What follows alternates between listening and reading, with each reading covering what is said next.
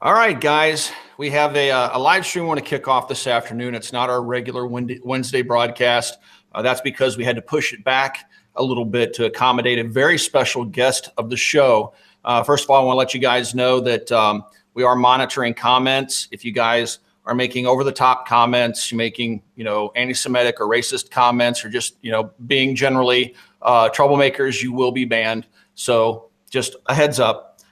Dave, who usually takes part in the conversations, he will be taking part, but he's going to be monitoring your questions. And Jason, the cameraman, will be monitoring any of you guys out there that are making just overtly bad comments. And we're going to take a look at your comments. If you guys, if you go through and do the super chat, we'll prioritize your questions. But just keep in mind, folks, what the questions that you ask through super chat, make sure they're relevant to the conversation, because what we want to talk about today is this proposed rule change, regulations change that's coming down on January 25th. We're very, very close to it. It's happening right during SHOT Show, and that's probably that's not by accident. But we want to talk about this because there's a lot of folks out there that are very confused about what's going on. Some people simply don't care. You have other folks that are NRA fanboys because the NRA has been supporting and pushing this, but is suspiciously remaining radio silent at the moment. There's just a lot of misinformation out there and a lot of people saying that we're fear mongering. So now I want to introduce our special guest. His name is Rick Vasquez.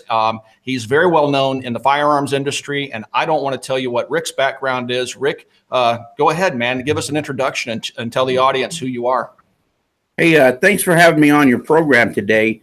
Once again, my name's Rick Vasquez. I've had a long career in firearms. I had a career in the Marines, and then I went to work for Dipmac Security as a firearms instructor, and eventually went to work for ATF in the firearms technology branch. And in the firearms technology branch, I went from a basic firearms enforcement officer to the assistant chief and the acting chief for approximately 18 months. And from there, I went into the firearms trafficking branch. And I assisted ATF agents in the field with trying to counter firearms trafficking overseas. Spent many, many days in Central America, Mexico, and parts of Europe.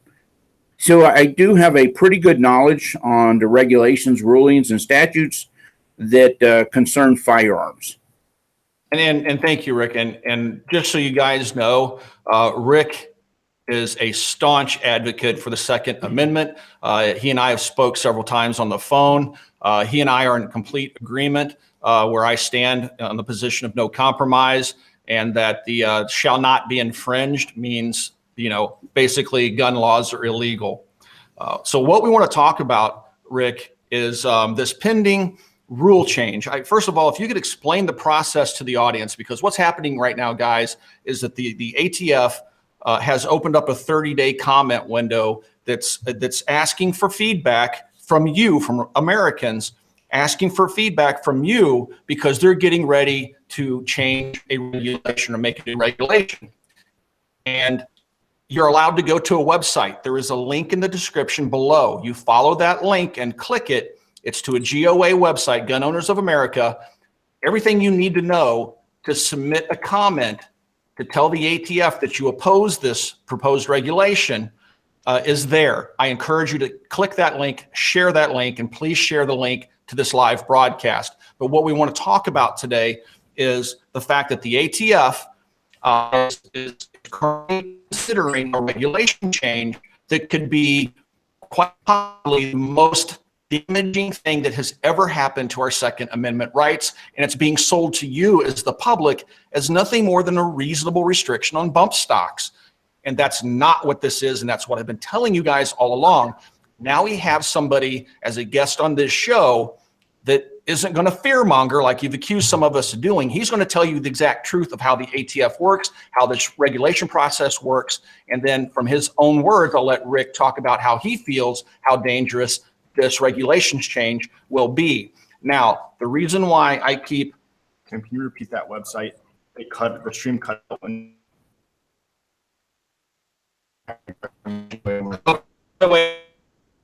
Description below of this video right now, and that link will take you to a page on the GOA's website. and you can follow that link and you can enter a comment. It's all the work's been done for you. Just enter your comment and comment and oppose this proposed rule change. Keep any comments that you type yourself short, concise, and polite. ATF will tell you right there on their own webpage if you're rude, condescending, insulting, calling them jackbooted thugs and other silly stuff like that, they immediately disregard your comment. You're not helping us or our cause. Okay. But anyway, the reason I'm going to bring up NRA and all of this. So this started after the tragedy in Vegas, and immediately the NRA came out with a joint statement with the NSSF, which runs the SHOT Show, which is one of the reasons why I'm not going to SHOT Show this year, is in protest to their support of what NRA's position is. But let me read something to you guys that is still on the NRA's website. And GOA is warning everybody about this, but NRA is not saying anything. There's been no alerts. They're not talking about it. But let me read you what's currently on the NRA website that was posted after Vegas. Despite the fact that the Obama administration approved the sale of bump fire stocks on at least 2 occasions, the National Rifle Association is calling the BATF to immediately review whether these devices comply with federal law. The NRA believes that devices designed to allow semi-automatic rifles to function like fully automatic rifles should be subject to additional regulations. What they've asked the ATF to do and have pushed the ATF to do is basically try to legislate without the legislature. They're demanding that the ATF basically ban semi-automatics, and that's what's boiling down to. Rick, I would like to hear your thoughts on this. First of all, if you could explain what this comments period is all about and why it's important for folks to comment, and then let's talk about how dangerous this is and why this is probably the greatest threat we've seen to our Second Amendment rights.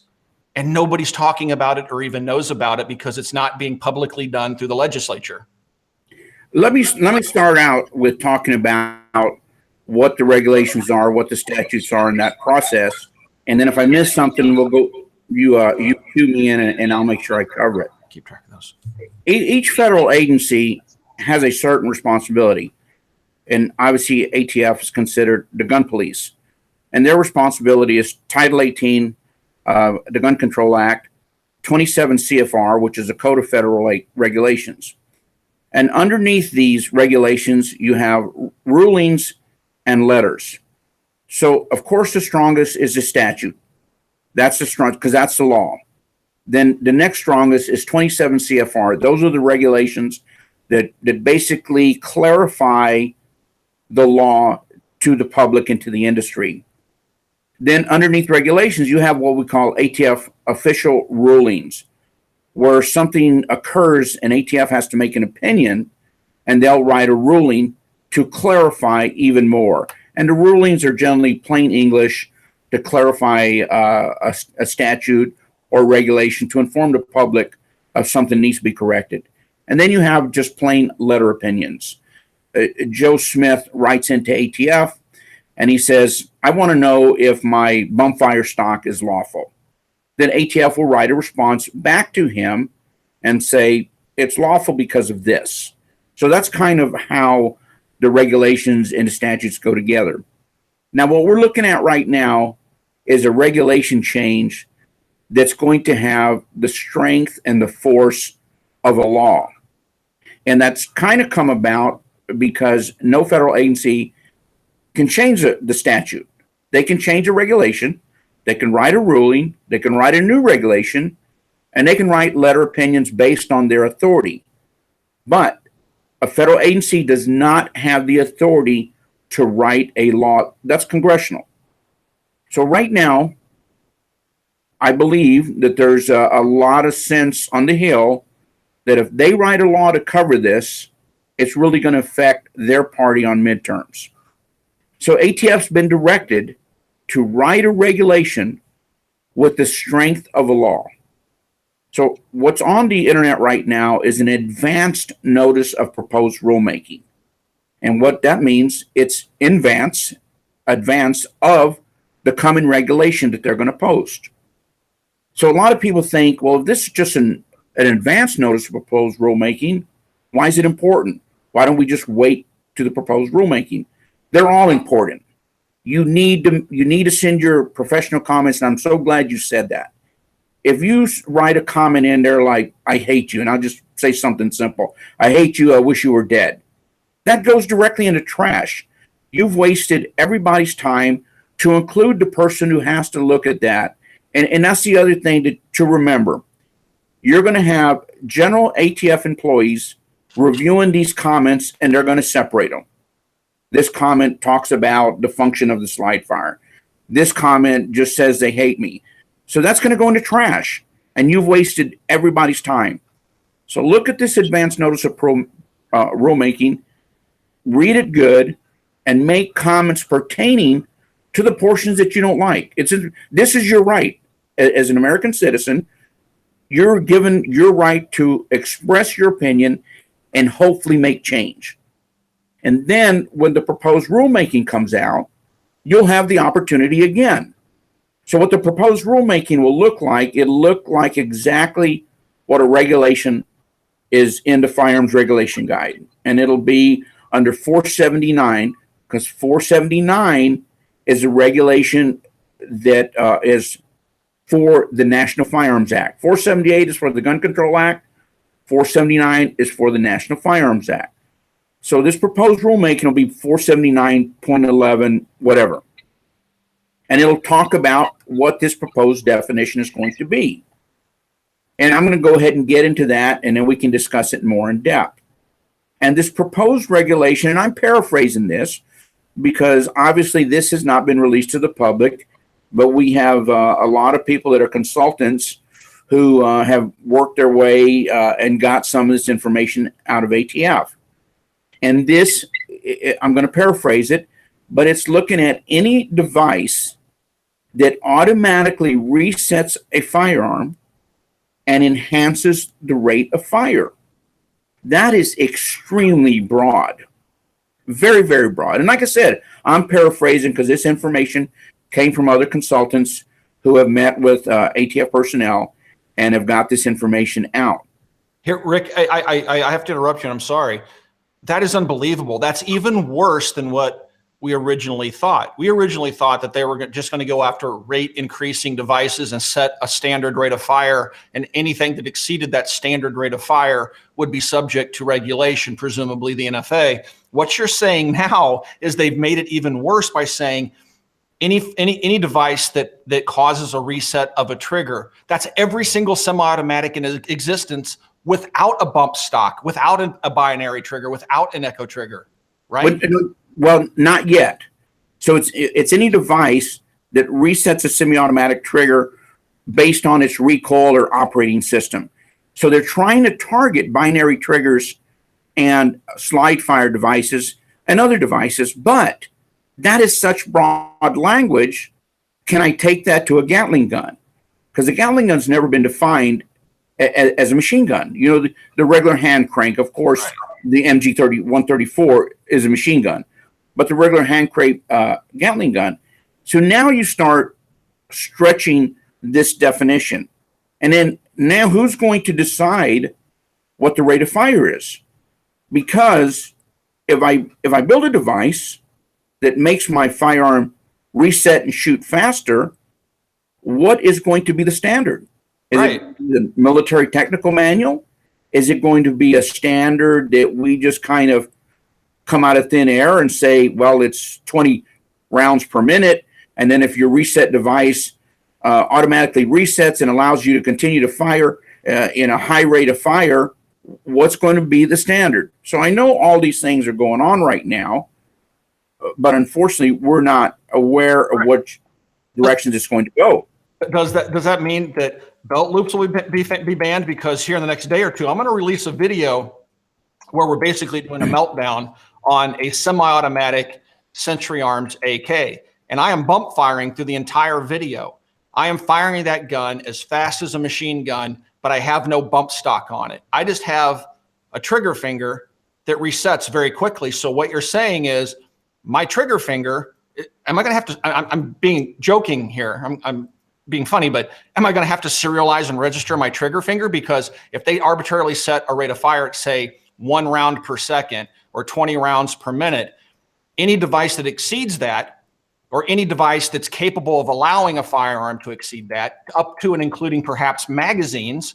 So we may have Canadian-style gun laws under the next anti-gun administration, because all it has to happen, if what I'm hearing you say correctly, all it has to happen is that an anti-gun administration can appoint their own anti-gun ATF director, because that's not an elected position, it's an appointment.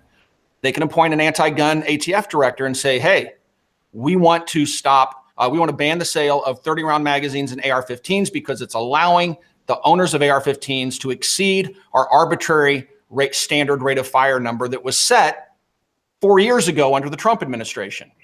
Well, I understand your logic, and it is, to think of that, that is also very scary, because you're exactly right.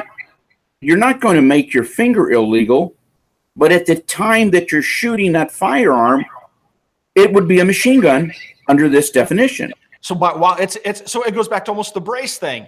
It's a pistol until you touch it to your shoulder, and now it's been redesigned into an SBR.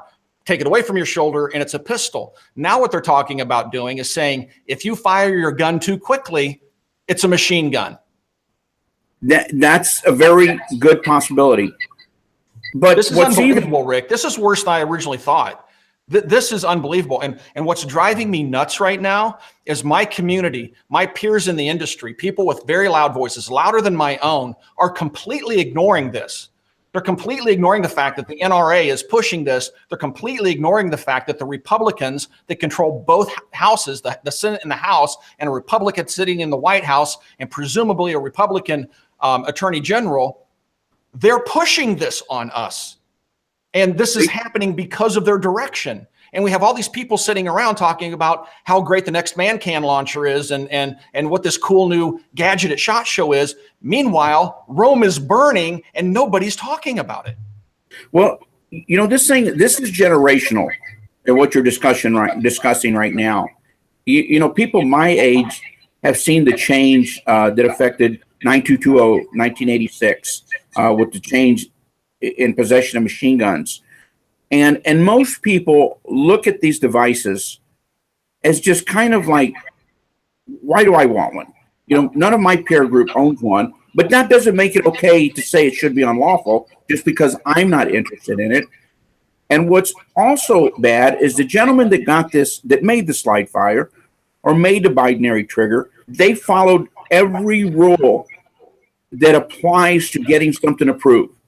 They spent their own money. They did their own research, and they submitted this for approval. And under ATF rule at the time, it was determined to be lawful. So now, because somebody doesn't like the fact that it was used in a crime, and I don't like it either. No, none of Any us do. death is a tragedy. Any death, regardless if it's a firearm or run over by a car, any premature death is a tragedy. For political means, and they're going after these devices. Now, one of the things that I haven't touched on yet is there is going to be no grandfather clause. So if I own 10 of these today and they become unlawful tomorrow, there will be no provision to allow me to register these as post-May 1986 machine guns. And if I don't abandon it, then I possibly could be a felon. I believe that just happened in New Jersey. The Christians signed a law saying that bump stocks were illegal, and being in possession of them was a felony, and it carried a very hefty prison sentence. And what you're saying is no grandfather clause? Are you kidding me? How is any of this constitutional?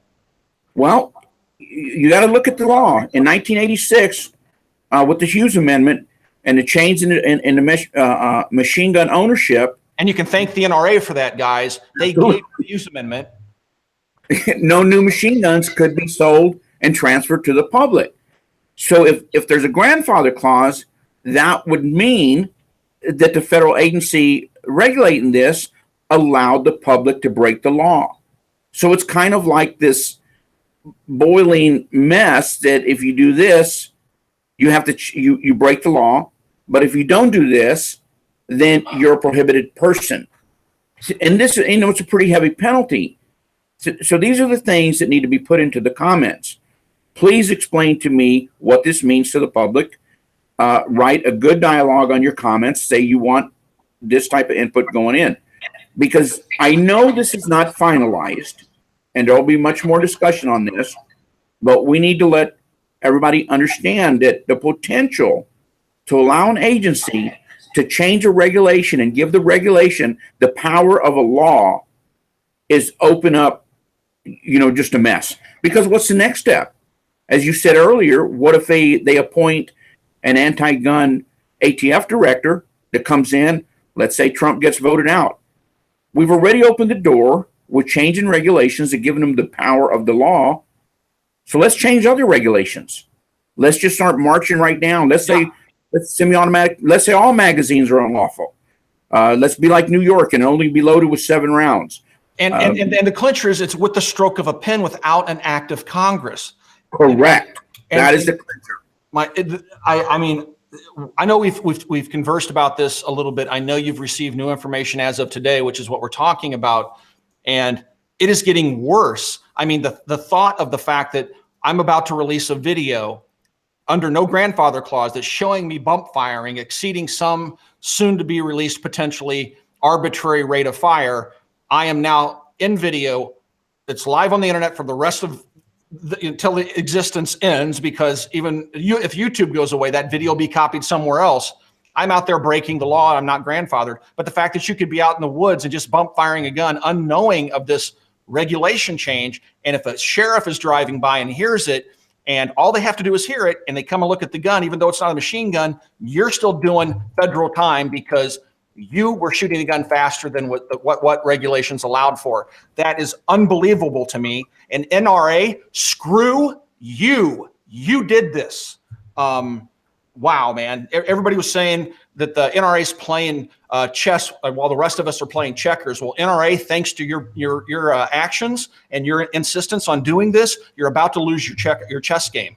I mean, Rick, I get wound up. I get very angry because so many people out there are apathetic. They don't care. They think it's not going to happen to them. They think the Republicans are going to save them. And everything you've told me in this broadcast is telling me that this is the biggest threat to our Second Amendment rights ever.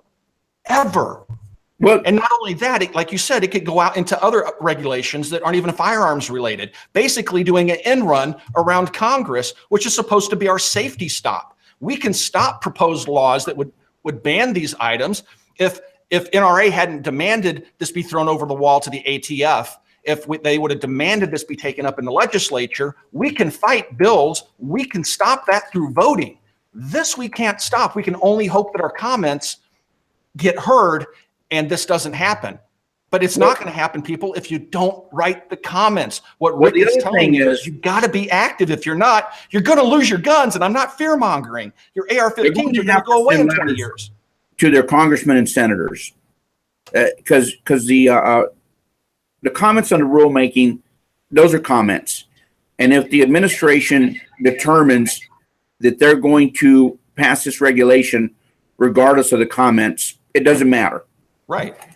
So the biggest this is coming top down. I mean, we don't know who, right? But this is coming top down. So, is it absolutely. Trump's office? Is it coming from the Attorney General's office, the DOJ, somewhere in there? It's coming top down. Somebody's pressuring ATF to do what the NRA asked them to do. Well, who's pushing this? What I've been told, and this is the limit of the information I have, that is coming from the Attorney General's office. But the Attorney General, Sessions is doing this, an appointee that's supposed to be a Republican is going to save all of us from this stuff. But you have to understand, he works for people also. So I'm sure that he's being directed by either senators or congressmen. Well, his boss is Donald Trump. That is correct. That is correct. So I believe in making proper noise. I believe in speaking your opinion, letting people know what's going on, and giving your opinion, and you can make a change. But remember, this is generational. The younger generation, the 20-year-old, the 25-year-old, they really don't understand this. they know they still have their semi-automatic firearms. They still have their semi-automatic ARs. They didn't grow up in that generation where everybody could own a machine gun. Now, the only people that can own machine guns are people of wealth. Yes. Because I can't buy a $35,000, $40,000 Thompson. No. I mean, I could, but it sure wouldn't have a happy life when I got home. No. You know, that would expend a lot of savings. What I meant is, in 1980s, people were buying $600 M16s, you know, $400 or $500 Macs, which, whether you like a Mac or not, it is a machine gun. And these were not being used in criminal offenses, and they're still not being used in criminal offenses. I know that's when Wade LaPierre took it to President Reagan, and said, please sign this. We'll fight this in the courts. We promise it'll never stand the test of court. Just pass the FOPA and take this Poison Pill Hughes Amendment. And we promise you, Mr. Reagan, we will fight this in the courts. And the NRA didn't lift its single finger, not one brief, not one lawsuit. They did nothing. And now 30 years later, the millennials, I've actually had to have conversations with people that say, why in the world do you need a machine gun? I'm 50 years old, Rick. I remember the same thing, walking into a gun store and seeing an AR-15 and M16 hanging side by side. And the only difference was a $200 tax and about 8 weeks of waiting.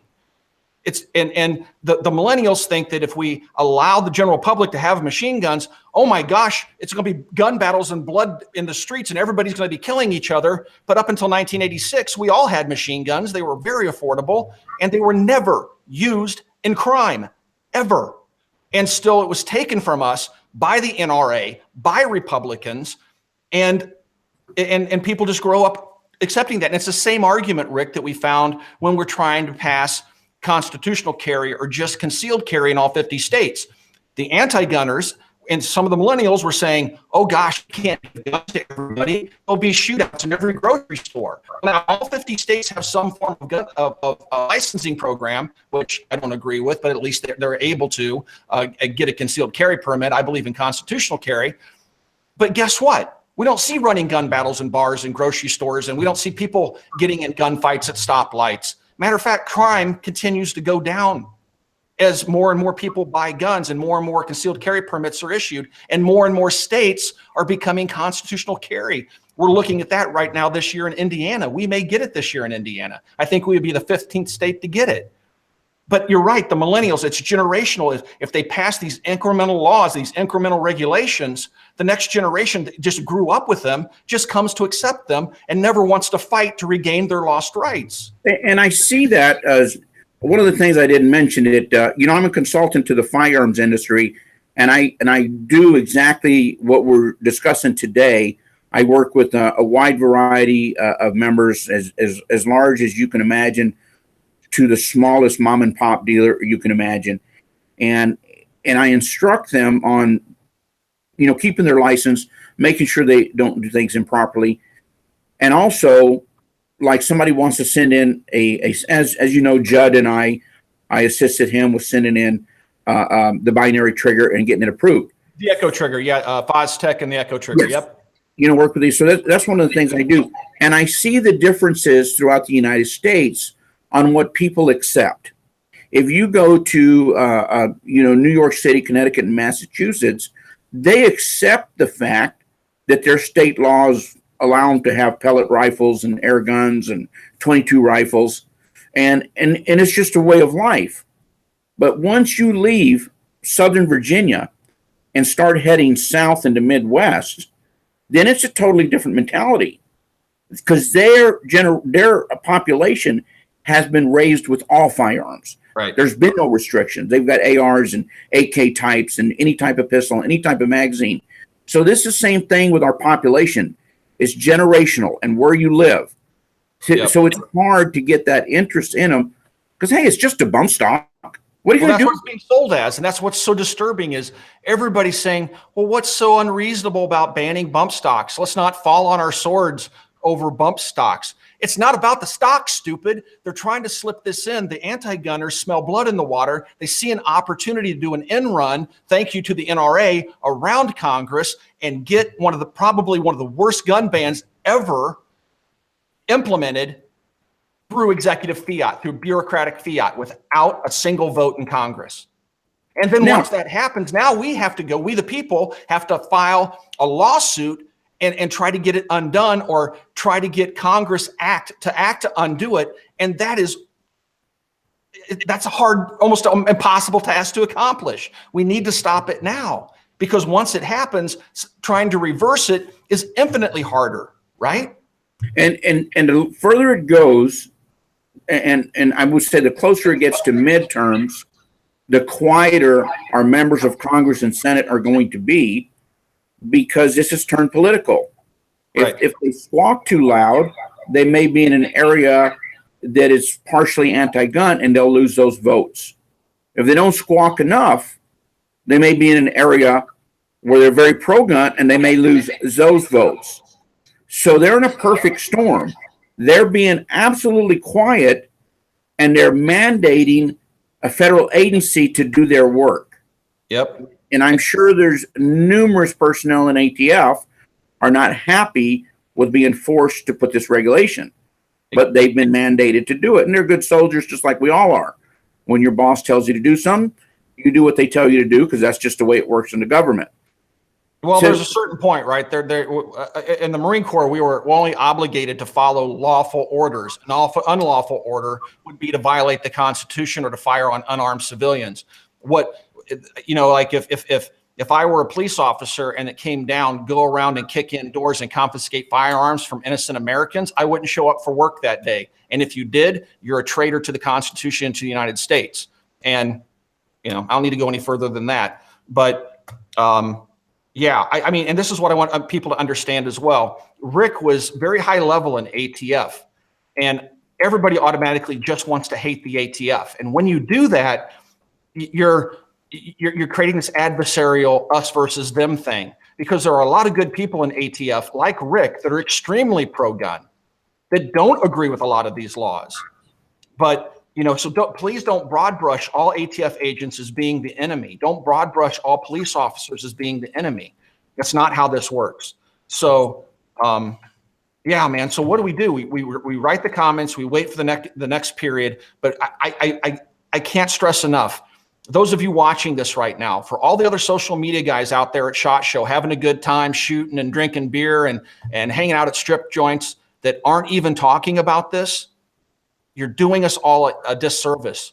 You need to listen to what Rick is saying, because that they've learned from their past mistakes. The anti-gunners like Chuck Schumer, Nancy Pelosi, and Dianne Feinstein, in the past, when they wanted to ban a whole bunch of guns, they jumped in front of a camera after a mass tragedy. They've jumped in front of a camera, stood up on the dead bodies and said, we need to pass this law. And it's never worked for them. So now they found a way to do an end run around Congress and get the law passed without passing a law. And the NRA is helping them to do it. I'm sorry to keep throwing that out there, but I am extremely mad at them because they said nothing about this. Correct. They're getting a law passed without any effort. They're forcing an agency to write a regulation with more strength than the laws that are already in place. And they're not going to have any dirty hands when this is over. Right. So this absolves all the Congress critters of any wrongdoing, because it's a faceless group of power brokers forcing the ATF to do this, and yet nobody has to be held accountable. Well, I didn't do that. Is there a paper trail? Can you prove I backed that? And they're not going to release this most likely until after midterms. Whenever this regulation change occurs, it's going to happen after midterms, so it won't affect the outcome of the election. It's just mind-boggling. It's mind-boggling that gun owners are so apathetic and can't get off their butts just to be bothered to write an email or to follow a link in the description of this video, and it'll take you 15 seconds to preserve your liberty. And 90% of the gun owners can't be bothered. I'm sick at my stomach, Rick. Well, I'm really concerned that the regulation does get through, but you hit it on the head. If you look at the timing, the comments come in, and hopefully there's 10 or 20,000 comments. So then it takes 90 days, 120 days to go through those comments. And then they have to post their analysis. Now you have the discussion, and now you post your proposed rulemaking. So now you're looking at October timeframe. So the proposed rulemaking will go into effect after the elections. So once again, they'll try to make ATF the scapegoat, and then their hands are clean, and then a regulation will be passed that is going to have the force of the law, because if you don't think it has the force of the law, and if you're in possession of one, you're going to be, and you're caught with it after the turn-in time, however they work this out, then you would be convicted of a felony. So the regulation is going to have the force of a law. If I'm out the woods bump firing my AK, I could also become a felon potentially. I mean, it doesn't even require the use of a device that you don't turn in. I can't turn my finger in, and if the government wants my index finger, come take it. Well, we're depending on how this shakes out and how the wording comes out, because it'll be changed. They'll jockey back and forth many times, and that firearm potentially, when you're bump firing it with your finger, that firearm potentially could be a machine gun. If this wording stays the way it is, or if it's changed and strengthening, they could basically make a simple function. And hey, I'm on a video also. I did an interview with Vice News and explained the regulation and how this thing was approved. And I'm in perpetuity. They got me bump firing a firearm. So maybe they'll come after me also and take my two big fat fingers away. I don't know. Rick, this is absolutely unbelievable. Folks, once again, not only go follow the link down below, make the comment. I've heard people say, some of my viewers have said, look, it says, it warns you that your comment or your personal information may be made public if you do this. It's almost like they're trying to scare you away from making a comment. If you go through and read the comments, because the comments that have been posted are visible, you'll see it's only a name that they're publicly showing. But don't choose Mickey Mouse. They know that's a joke. It goes straight in the trash bin. But if you're really that scared to use your name, use another name, but get it done. And this is what I also tell people. Could you imagine when our founding fathers wrote the Declaration of Independence and go, okay, guys, we agree on the wording. This is great. Who wants to sign it? Well, I'm not putting my name on that. King George will hang us. They had more intestinal fortitude than Americans today. They're scared to put their name on a website because they don't want to be on a list, or that somebody may come knocking for them. They're scared. I'm thankful that our founding fathers weren't a bunch of cowards. And this is only an OPM requirement that all the forums have that statement on there. I mean, there's only 2,500, 2,000 ATF agents. They don't have the time to go knock on your door and say, hey, you wrote this comment and you sent it in to ATF. So we need to discuss that with you. I mean, there's no fear in writing a comment in, but do it professionally. The last time comments came in, there's always that mess. They want to cuss somebody out. They want to just say comments. Once again, you've wasted absolutely everybody's time by doing that. And you've not done the gun community anything. You've made the gun community look bad, because somebody's going to say, look, there's another one of these gun kooks writing these stupid comments in. Yep. You're absolutely right. All right, Rick, there's a couple things I'll throw in there while you're talking about the comments. One, that's what I want to say. If Rick, if you have nothing, if you're done with what you have to say, we do have some comments from some of the viewers. If you're ready to take some questions. I want to make one quick comment. Okay, thank you. I take real offense to when people wanted to comment and said this was approved under the Obama administration. I'm a retired Marine, and I was the assistant branch chief, and a majority of the people in the firearms technology branch have other retired Marines, retired Air Force, Army Special Forces. They were doing a job, and it was not done on behalf of Obama. This is the naysayers that's saying that the bump fire stock was approved under the Obama administration. That's the NRA saying that, by the way, Rick. It's on the website. That's exactly what they're saying. That I did a good thing on behalf of the Obama administration. Right. I mean, when you hear that comment, just like Obama's going to call down there or Holder and say, hey guys, I want to make sure that you qualify this bump stock. So idiocy of that comment. And the things that have come out of that Firearms Technology branch have been very professional. They follow. If they weren't, then we would have just denied it. Right. It increases the rate of fire. Let's deny it. Right. So I just wanted to make that final comment. When I hear that, it makes the skin on the back of my neck crawl. Well, the NRA said it too. So, yeah, I totally understand that. And that's another reason why I was trying to make it important. People know that not everybody in ATF is anti-gun. A lot of people join the ATF or go to work for them because they're pro-gun. Absolutely. Right? So, all right. Some questions. Comment section isn't working. Yeah. Well, yeah, that's the first thing I was going to say is let you guys know, since you've been talking, you don't know. The comment section for the ATF website is down. Okay, it's guys, working, so it may be us. I don't know. Maybe it's just a glitch. But right now, the comment section at the ATF website is broken. It very well may be because we've sent so many people there that we've overwhelmed their web servers. It wouldn't be the first time. Okay, but keep trying, people. Please don't give up if it doesn't work. Try later this evening. Set an alarm on your phone. But please go make those comments, because that's the least you can do to preserve your liberty. But then continue on and reach out to your congressman through whitehouse.gov, a letter to the president of the United States, voicing your opposition to what the ATF is being forced to do. Okay. We got some questions, Rick. We're gonna jump over to those. And another thing, for anybody who wants to ask a question of Rick, whether it's involving this regulation change, possible regulation change, or just general questions about the ATF, how it works, any inner workings, make a comment with a clear question. Don't try to integrate it with a comment, because it's a lot harder for me to pick up. Right. If you guys can't notice, we're having a communication error.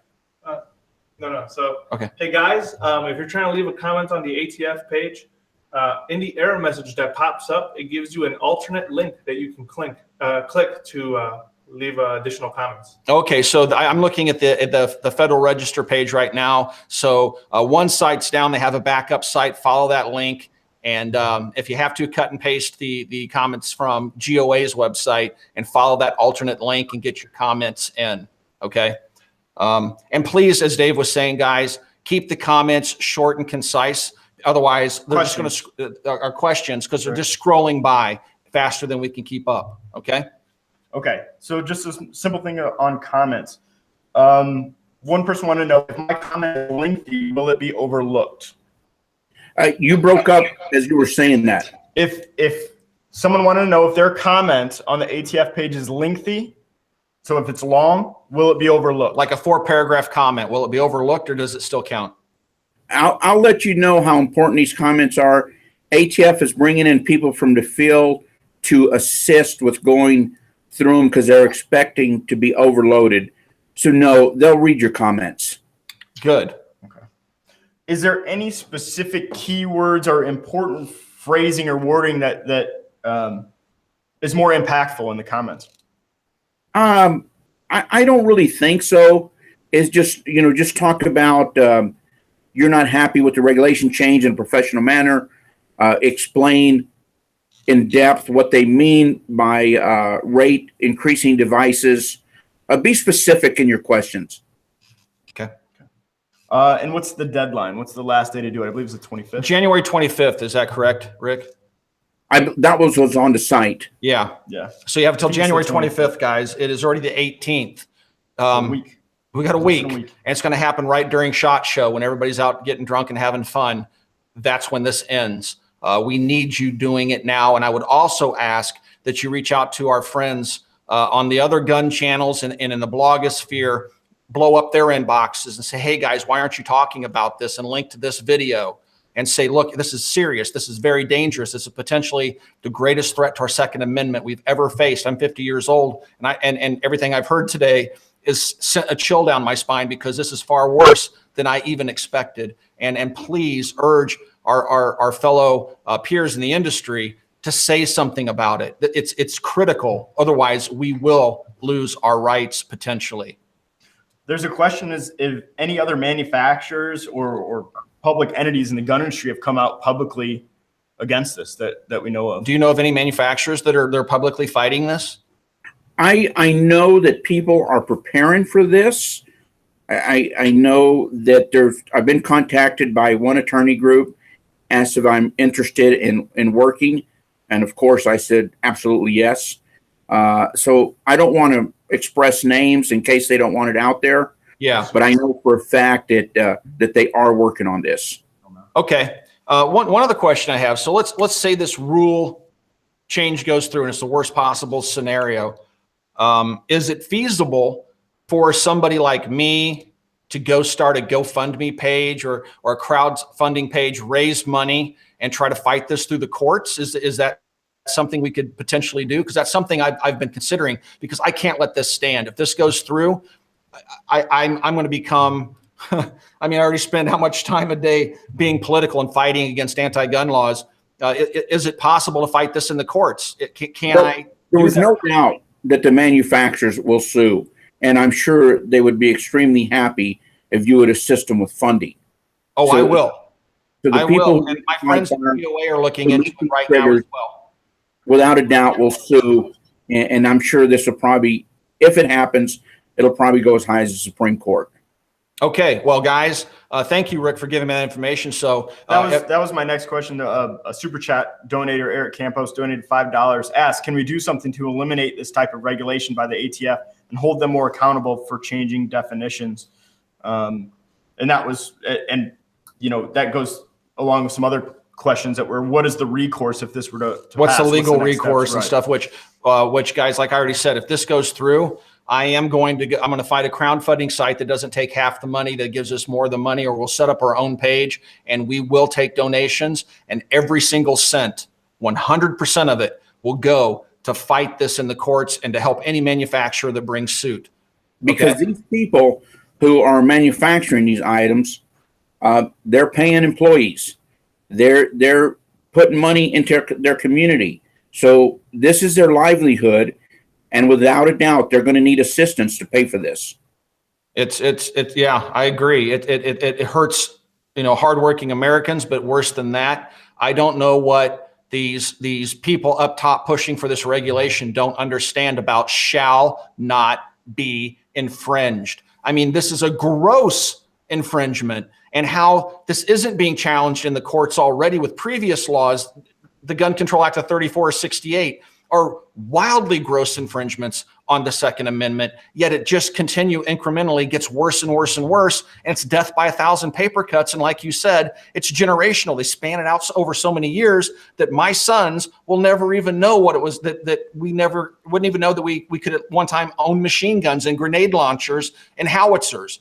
And now they're going to grow up in a world potentially where they won't even be able to own a semi-automatic because the gun fires too fast based upon regulations, and they're stuck with lever actions and cap and ball revolvers. I mean, I didn't expect to come into this chat with you, Rick, and learn even more bad news.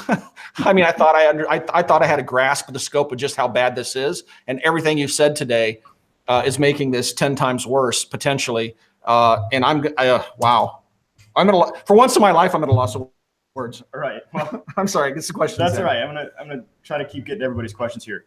Can you only post one comment on the site, or is it beneficial to post more than one?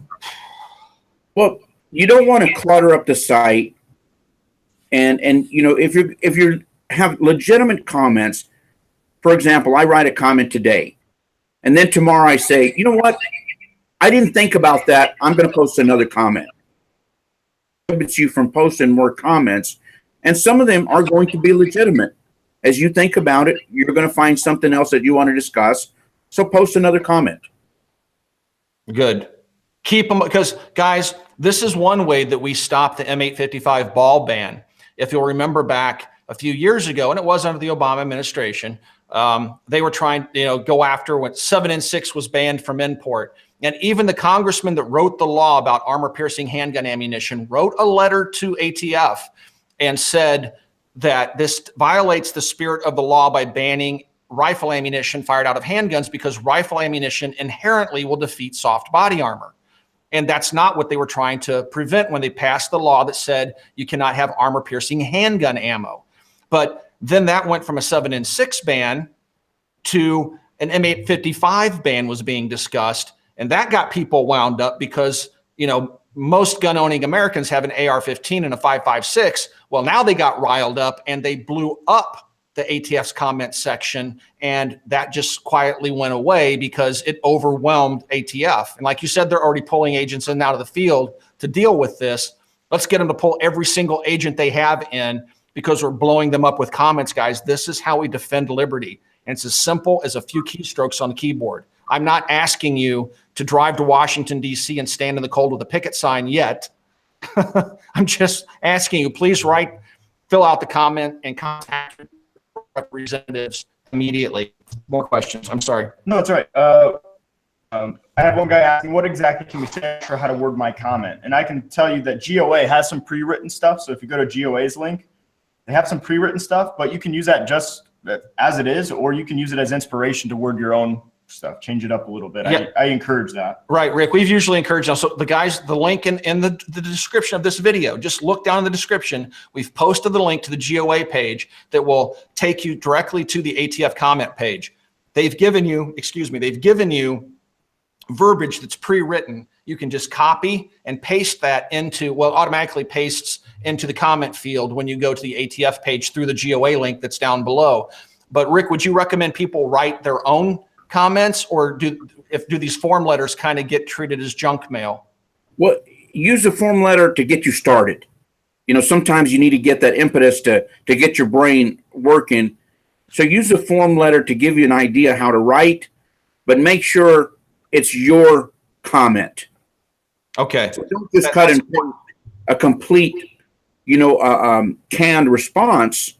Use that canned response as a go-by, and then use your comments. Thank you for reaffirming that, because I've been saying for some time, I've always suspected that if they're getting a bunch of form letters, it's easy to ignore form letters. What do I get when I get a form letter in the mail? Right in the trash, right? It's easy to ignore. So personalize it a little bit. If 10 of us send in the same form letter, it's going to go into one stack, and it's going to be a similar comment. Okay. All right. More questions from Super Chats or anything that we have? Just have a comment here. Questions or comments? Yeah, I sent 2 comments since January 12th. Neither one has been posted. Is there a lag time from when you post your comment to the ATF site to when it actually goes up? Yeah, because I've not seen mine post up yet either. I would say without a doubt, because of the quantity and the manpower they have to put aside, because they're going to take people from other jobs to work on this. There's not a bureau or an office in ATF that says you're the comment reading branch. So they have to bring people into there. So I'm sure it's just a lag time because of personnel issues. So when you write this comment, you're actually a physical person reads it, then releases it to the public website, correct? That is correct. Okay, guys, this is how we get our voices heard. We're taking resources from the federal government, and this slows the process down and helps us to stop this from potentially happening. It's critical that we do it now. And as Rick said, in the next time when they actually come out with the new rule and it's written so we can read it, it's important that you go and comment on that as well, because this is how we stop things like the M855 ball ban. Tim, I have a question. There's a question for you. Okay. Do you think it's beneficial to call out other YouTubers and well-known people in the industry out that aren't talking about it? No, I don't want to specifically call people out. I don't want to call people out that are my peers. I just ask you as their viewers to urge them about the importance, because how this is being painted by the FUDs in the NRA and the NRA fanboys that the NRA can do no wrong. They're trying to convince everybody that me and a few other YouTubers that are talking about it currently were fear mongering, and there's nothing to be feared. It's just a simple bump stock ban. And I've been saying all along, it's not about the stock, stupid. It's much broader than that. And we've learned today it's even worse than I thought. I don't want to call out YouTubers. They're my friends. I'm friends with most of them. All the guys that are the most popular channels. I mean, there's thousands and thousands and thousands of gun channels. I can't be friends with them all, but I'm not going to call people out. But you, as their viewers, can send them notes and say, hey, did you see the video that Mac put out? Can you share it, or can you do your own and help get the word out? Because guys, we have 1 week left. And then we go to the next phase. We have 1 week left to get this done. And so I'm going to ask you guys to go to your favorite content creators and ask politely that they make a video about this and have them watch this video, because they may not understand just how big of a threat this really is. I know because I have sources on Capitol Hill. I have friends within GOA. I have friends all over the place that give me information. This is how Rick and I met. And this is something I do and I'm passionate about, but a lot of other YouTubers, gun tubers, you know, they're primarily focused on just making firearms content. But there's certain times when you have to set that aside and go political, because 10 years from now, if this rule change goes through in its worst possible form, we won't have jobs because we won't have anything to show you unless you want to go back and watch us shooting cap and ball revolvers. All right, another comment, big one. Golf and Guns donating $50. Man, thank you so much, Golf and Guns. What's the Just comment? a comment says, "Go get a Mac." Go get a Mac, Deserves- guys. It's not just me. I mean, yes, I've been probably the most vocal, and I'm very militant about our rights and trying to protect them. But it's not just me, guys. It's us. It's all of us in social media. It's you.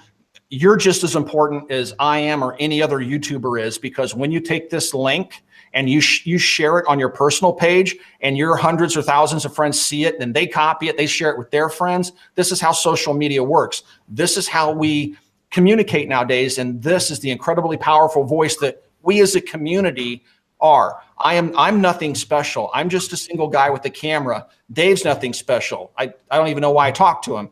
I mean, it's us together. I can't carry everybody's water. You know, Iraq veteran can't carry everybody's water. You know, it's up to us as a community to do this. It's going to take a group effort to get this done.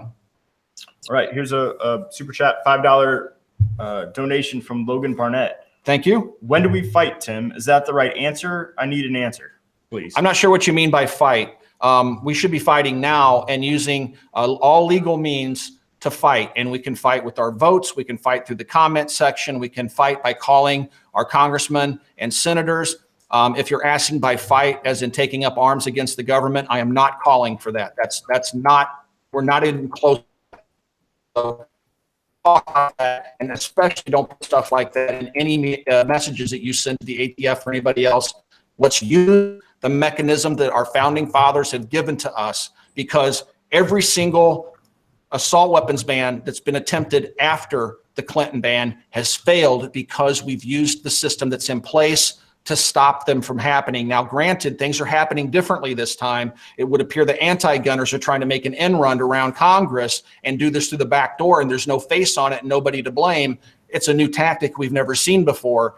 But please, guys, let's not go that way. Let's vote. Let's make our voices heard, and we can stop this. And that's how we fight. Okay. Another one for Rick. Could the Trump administration step in and stop this? Like Obama told the ATF to stop knocking down dispensary doors. Yeah. Can Trump stop this? Oh, absolutely. He's the boss. So, Okay. So there's, I mean, putting Blow up pressure- his inbox. Right. You know, whitehouse.gov. Just Jeff Sessions, if he has a public email address, blow his inbox up, blow Trump's inbox up, because go to the head, right? Trump ran as a pro-gun candidate, and in his first 100 days in office, he didn't do one single thing about firearms or preservation of firearms or anything. He didn't do anything in the first 100 days. And I was watching that very carefully. And I'm not saying he's anti-gun, but he now needs to hear from the community that helped to put him in office.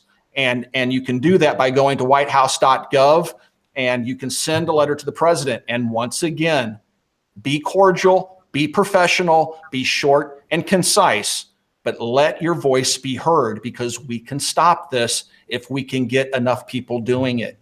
And if we don't, we deserve everything that happens to us. If we're too lazy to get up off the couch, to send a simple email, to make a simple phone call, then you get what you deserve, guys. And that's going to be Canadian style gun laws in our lifetime. all right. There's another question by Babyface P, who donated $2. Are there pro-gun staff at the ATF? Seems like no. And we talked about this a little bit. We did a little bit. He may be joining late. Rick, I mean, and you were an ATF at a very high level. I mean, there are pro-gun ATF employees, right? You know, the majority of ATF special agents are very pro-gun. You know, they get into law enforcement to fight crime. You know, I worked with these guys in Central America, Mexico, because remember, I wasn't an agent, I was a support guy. Right. And all over the United States, and that's what they want to do. I would love to see Congress take the gloves off these agents and allow them to clean up some of these places like Chicago, Newark, LA, and let them do their job. But there are administrators, there are, you know, attorneys that are anti-gun, without a doubt. They look for ways to, you know, hinder the industry, to hinder the public. But for the most part, it's a very professional organization. Okay. Any other questions? Could you do a quick recap for the people who are joining the discussion late as to what the live stream is about?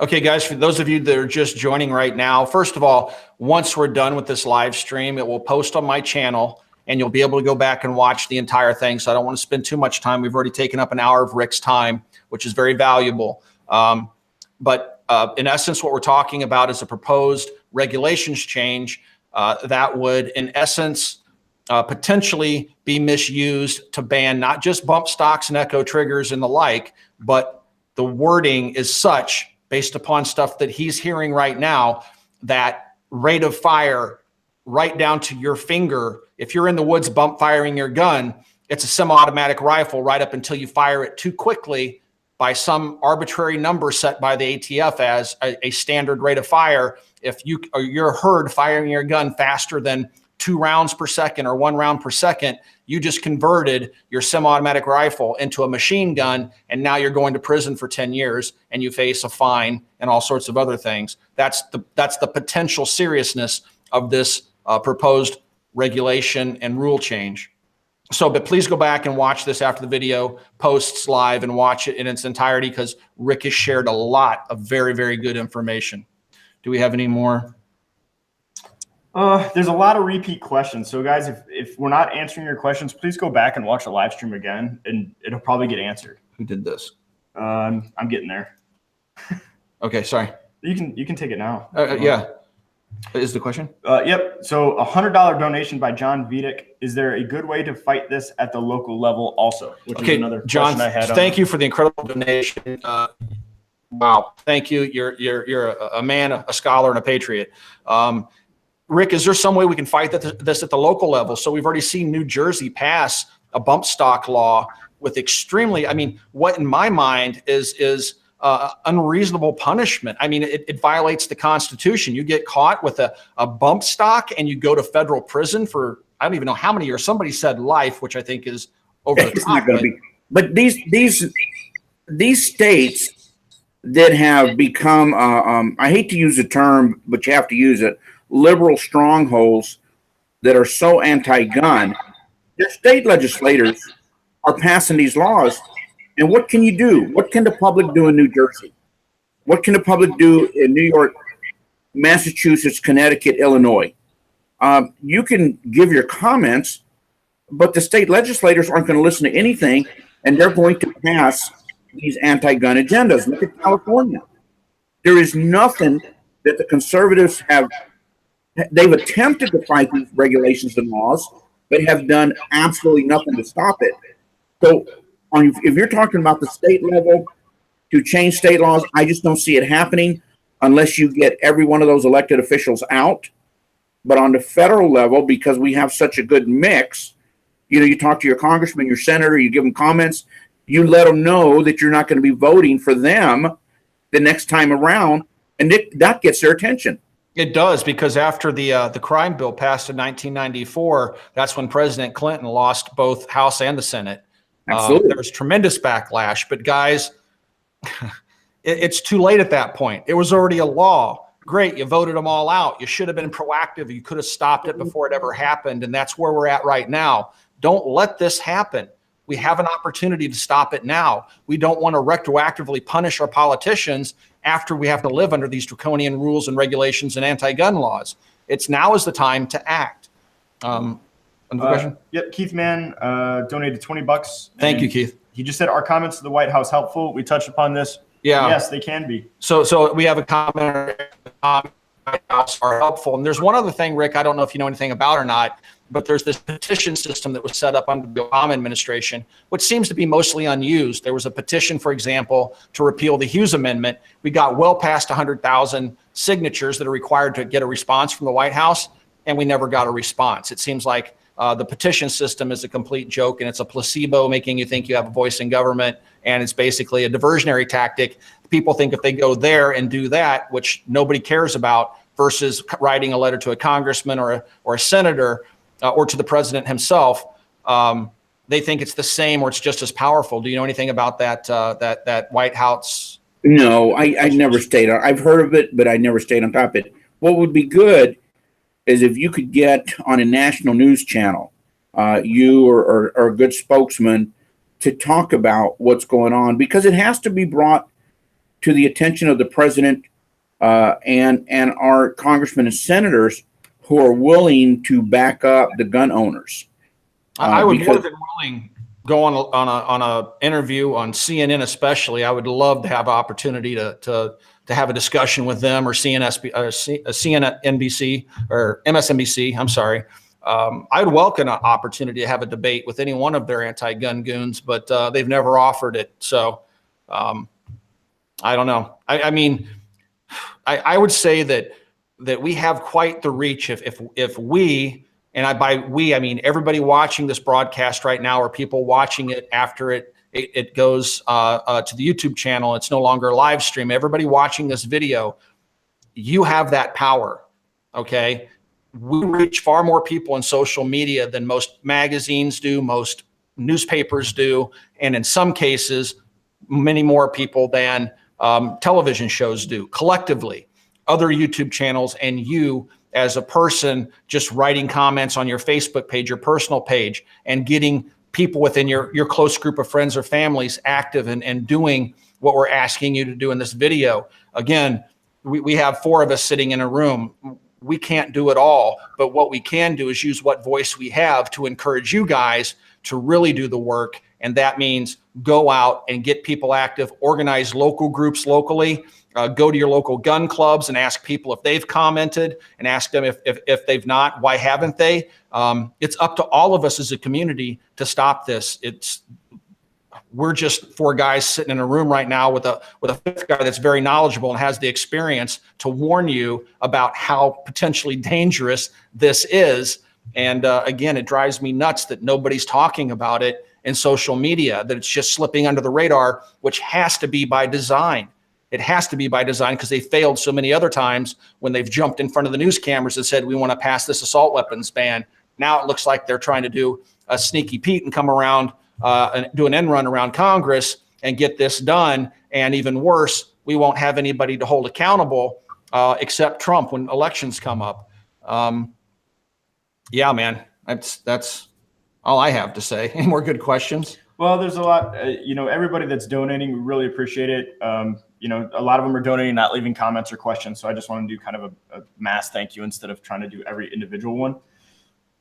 Here's a comment by a donator, Stacy Smith, $5. How close are we to enacting final check in regards to check and balances? I'm seeing more and more calls to an armed rebellion. We talked about this before. Right. Guys, we're nowhere near what there's a lot of veterans watching this broadcast right now. Anybody that's seen war up and close and personal, Jason, my cameraman, served in Iraq. If you've ever seen war, it's awful. If you've ever been involved in a civil war, it's even worse. We do not want armed rebellion. We have mechanisms in place that we can stop these attacks against our rights. And even if it comes to, let's say this regulation goes into effect, I am going to start a GoFundMe. I'm going to find a way to crowdsource it. I'm going to go find a manufacturer. We'll reach out to FOSTEC potentially. I'm going to work with the GOA. I'll do everything I can to raise funds and take attorneys to file lawsuits and try to get this undone. But we have a means to stop this if we use the mechanism that has been given to us. And I do not feel that we're anywhere near the end of that. if President Trump declared himself dictator and took control of the military and started putting troops on every corner, and they started kicking in doors, taking guns, and throwing people in prison for being not agreeing with his political agenda, that's a different story. That's what the Second Amendment's for. But where we're at right now, guys, let's not talk about rebellion. Let's not talk about that stuff, because it doesn't help us in our cause, because the anti-gunners paint us as a bunch of crazed lunatics as it is.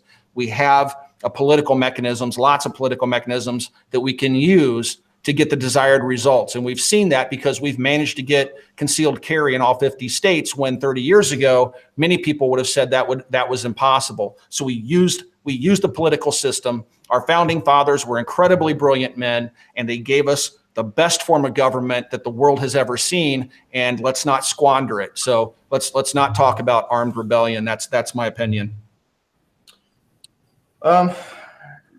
No more. I mean, there's a lot of questions that are very similar to ones that I've already asked. I kind of want to put a question out there that's changing the direction a little bit.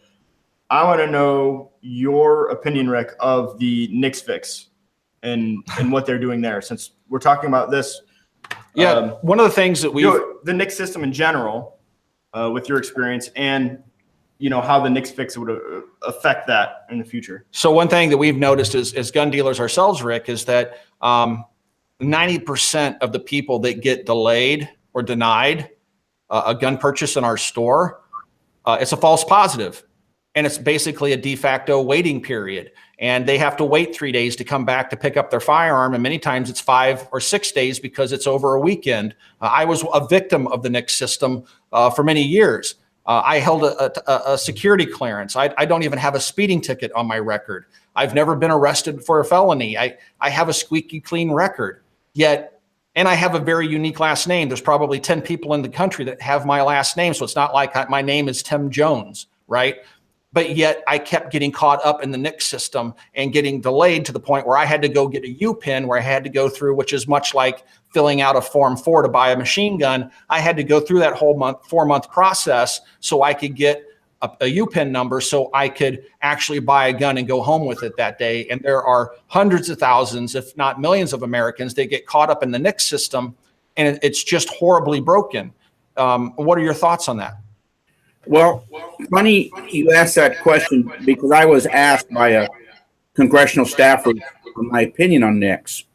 And whether we like it or not, it's here to stay. You're going to do a background check. One of the biggest issues is funding and manpower, and it creates a backlog. Systems start getting old. But NICS has to be fixed. There's another issue with NICS that you didn't hit on.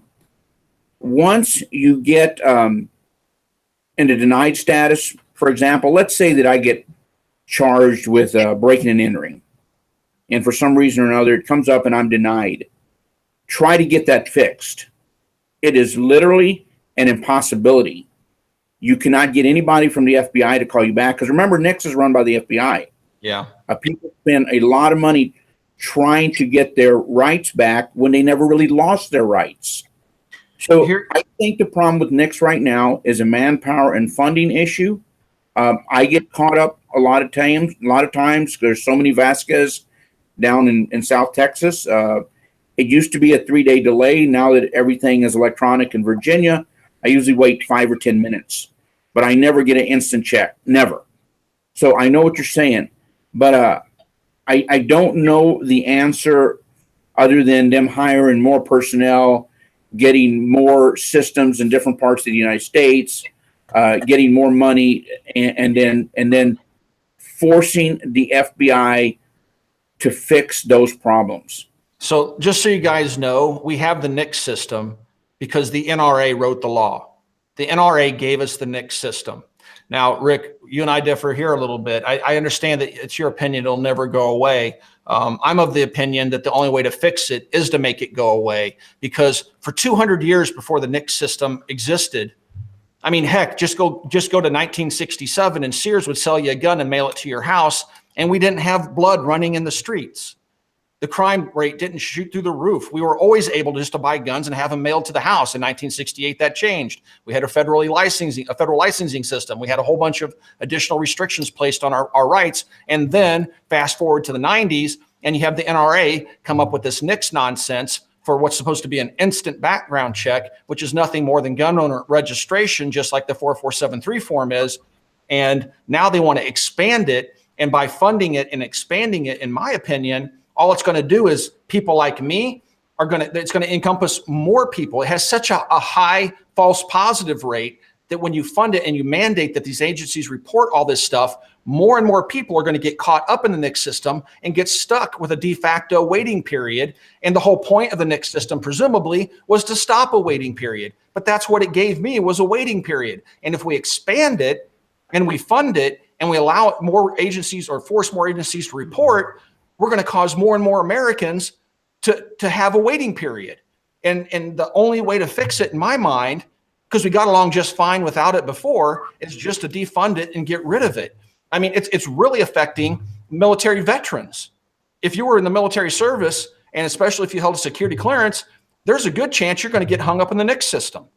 And it just needs to go away. So I understand that the likelihood of getting that done is pretty tough.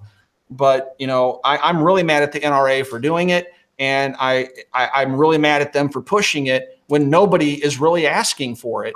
If they want to fix it, ditch it. I'm sorry. We'll have to agree to disagree on that one. Another curiosity, 4473 forms. A lot of people are worried that this is a de facto registration. You know, after a certain amount of time, FFLs do have to submit those to the ATF or turn them into the ATF. They can't just destroy them. Let me explain that to you. Sure. It is not really a de facto registration. The only people that possess that 4473 is the gun dealer. The only time an ATF agent comes and looks up a 4473 is because it's involved with some type of criminal activity.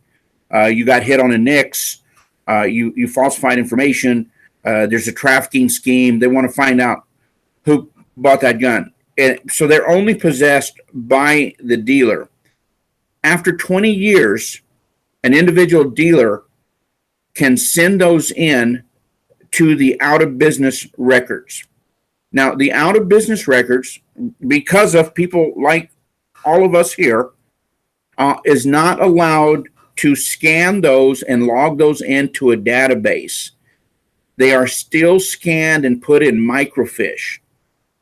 So you have millions of records that are still in boxes, in crates, because they can't get to them. They have a 24-hour, around-the-clock people working at the tracing center on contract. So if they want to do a trace that's over 20 years old, somebody has to find where that box is. They try to go through the 4473 and the acquisition and disposition log because it hasn't been caught up and put on microfiche. So I can authoritatively tell you they are not put into a database where they can search. As the NICS is, the NICS must be dumped by the close of business because they discovered the FBI was trolling those NICS checks. And so people spoke up. When Congress gets involved on our side, it works out good. And so they stopped that. A manufacturer or an importer must keep his acquisition and disposition for the life of his business. That's the only reason records are turned into the out of business records. It's only for tracing purposes. And I can tell you that for a fact. I worked in the Martinsburg facility in the firearms technology branch, and we saw the old microfiche, and they're trying to get technology that can scan it and not put it in a database, and they're not there yet. And that's the problem. That's good to know. But that's comforting to know, but those records are still kept, and that means that they're trying to convert them to a digital format so that they can be kept, whether they're searchable or not in a database. The fact remains, those records are kept. In my opinion, if you don't want gun owner registration, you don't send them to the BATF for them to sit on for the rest of our existence. that could easily be changed by a stroke of a pen or executive order or law down the road, where now all of a sudden we're going to go and search these records. Those records should be destroyed. After so long, after 20 years or when we go out of business, why in the world would the ATF keep them if it's not to register gun owners, to keep track of who owns what? That's in the law. That's a requirement. So That's it's not we need to change. You're right, if you want to change it, but it is a law. So a dealer can't just arbitrarily one day get up and say, you know what, I'm tired of seeing these 15-year-old records. I'm going to go put a match on them. Oh, now, I know it's illegal. Yeah, we'd get in trouble for that. Yeah, I know. And that's why I say, I mean, the fact is ATF takes those records and they store them and they keep them. And if for whatever reason they want to go dig through them, I don't even know if it requires a warrant. Maybe it's just a suspicion. But, I have friends that are gun dealers that, have an ATF agent show up and they say, bring me all your boxes. And they sit in a room and they go through, and we don't know if they're taking pictures on their cell phones or if they're making copies. Well, let me clarify that also. Those aren't agents. Those are investigators / inspectors that come in and are required by law to inspect your premises. You're supposed to do it once every 3 years, but some people never get inspected in their entirety because of manpower. So those aren't special agents. Those guys come in, and you're right. They look at that, and I've seen a lot of times, because it takes up so much time of a dealer, that the dealers are doing electronic acquisition and disposition logs. They'll just put them on a flash drive and give them to the investigator and say, take it with you, and then come back and run through my books, and we'll see what we're missing. And just paraphrasing the way it works. Yeah. You're right. Somebody could take that and save it. They would then be breaking the law. ATF would be breaking the law. So government agencies break the law all the time. The IRS was targeting conservative groups. They got called out in front of Congress for congressional hearings, and nothing ever came of it. Nobody's in jail. 100%. We got this big trust thing going. We have to trust each other, and unfortunately, sometimes people get burned, but they're not allowed to save those to a database. So they say. Right? Any other questions? Any comments? Omar, anything you want to throw in? Real quick, Rick, we've had you for an hour and a half. I know you probably may have other things to do. I think we're winding down here, guys. So we're just going to go ahead and say thank you, Rick, for taking time out of, I'm sure, your very busy schedule to come and help educate the audience. I learned a lot from you. I learned some very scary stuff with regards to the proposed regulations changes. I've learned some very interesting information on how records and stuff as a dealer are kept. You've just been a wealth of knowledge, and thank you for everything that you've done for us today. And thank you for coming forward and helping to get the word out that people need to act now to stop this proposed regulations change from happening, because it could potentially be far more dangerous than any anti-gun law that's ever been passed in American history. Well, hey, if anybody needs assistance, I do this as my trade. All they have to do is type in rickvasquezfirearms.com, and it'll go to my website, and all of my information is there. I will put a link in the description below after this video gets posted to YouTube, guys, so that if you have a question of Rick, or if you're in the manufacturing business or you're trying to get something to ATF for approval, Rick can help you do that. And he's a very pro-gun guy. We've had several conversations on the phone, and we see eye to eye on everything. He's a great guy to work with, and he's been very successful in helping manufacturers get stuff done. So Rick, thanks for doing that. It's a valuable service. We may even retain your services ourselves here in the future, because we're moving into manufacturing, and we will definitely want to contact me. I will. You'll get a phone call. And guys, again, I'll put a link to Rick's business down below in the description. To all the super chatters, guys, thank you so much for supporting us here at the Military Arms Channel. Those funds, that money goes for our political activism, and it also goes for us to continue to bring that information out through our YouTube channel, but also, of course, to help us produce firearms videos that show good old Americans just out enjoying an American tradition, having fun, safe hunting and target shooting activities out there. And it's because of you and your direct support through Patreon and through these super chats that we're able to do it all. We couldn't do it without you guys. Dave, is there anything else you want to say? That's it. There was a lot of questions that I couldn't get to. So for you guys, I'm sorry. We'll try to do better next time, but there's just too many to get to. Down below in this post. Yeah, Post them down below in the comments. When this video goes live, all the chat questions that happened live get erased, but you can then comment in the video once it goes live on YouTube. After it's no longer a live stream, you'll be able to make your normal comments. Go ahead and make those comments down below. And if Rick has time, maybe he'll peruse through some of those comments and answer your questions. And I will do the same. All right, guys. Thanks again for tuning in. Thank you. Thank you so much for coming on the air. It's greatly appreciated. And if there's anything that you want to say, feel free to say it now, and then we'll check out. We'll just close it with saying Semper Fi, America. Semper Fi, brother. All right. Thanks, everybody.